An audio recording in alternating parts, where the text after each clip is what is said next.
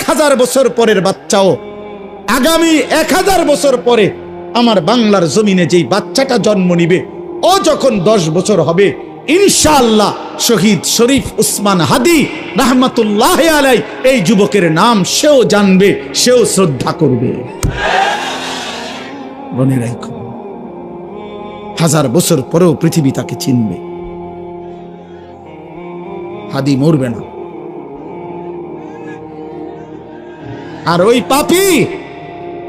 ওই পাপী তার হত্যার সাথে যাদের জড়িত, ওই বেঈমান নাফরমানদের নাম পৃথিবীর কেউ নেবে না,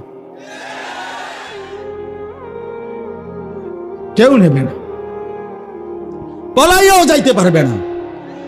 শেষ পর্যন্ত রবের ফয়সালা যেখানে, সেখানে সে নিশ্চিত বেইজ্জতি হবেই হবে ইনশাআল্লাহ।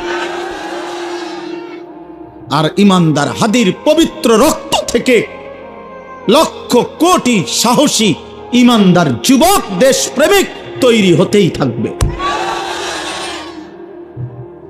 হ্যাঁ, প্রয়োজনে জ্বলে উঠবে ইনশাআল্লাহ।